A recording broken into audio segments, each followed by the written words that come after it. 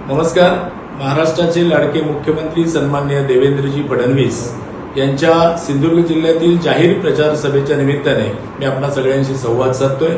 आपल्या सर्वांना कल्पना आहे की सिंधुदुर्ग जिल्ह्यातील जिल्हा परिषद आणि पंचायत समितीच्या निवडणुका या सन्माननीय नारायणराव राणे साहेबांच्या नेतृत्वाखाली महायुतीमध्ये आपण लढत आहोत।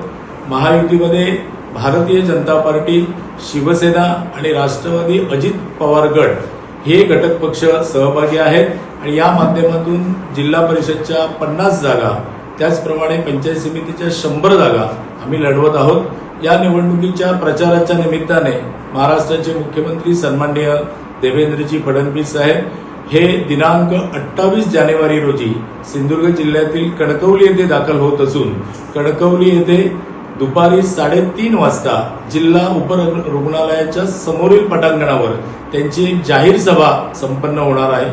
त्या सभेसाठी माननीय मुख्यमंत्री यांच्या समवेत भारतीय जनता पार्टीचे प्रदेशाध्यक्ष सन्माननीय रवींद्रजी चव्हाण साहेब, राष्ट्रवादीचे प्रदेशाध्यक्ष सन्माननीय सुनीलजी तटकरे साहेब, त्याचप्रमाणे सन्माननीय खासदार नारायणराव राणे साहेब, सन्माननीय मंत्री उदयजी सामंत साहेब, सिंधुदुर्ग जिल्ह्याचे पालकमंत्री सन्माननीय नितेशजी राणे साहेब, त्यांच्यासोबत आमदार दीपकभाई केसरकर, आमदार निलेशजी राणे आणि इतर मान्यवर मंडळी हे जनतेला संबोधित करणार आहेत। याद्वारे मी एक नम्र आवाहन करतो की सिंधुदुर्ग जिल्ह्यातील महायुतीच्या सगळ्या पदाधिकारी, सर्व कार्यकर्ते, त्याचप्रमाणे सिंधुदुर्ग जिल्ह्यातील सर्व जनतेने या सभेतील माननीय मुख्यमंत्री यांच्या संबोधन ऐकण्यासाठी मोठ्या संख्येने उपस्थित राहावं। धन्यवाद।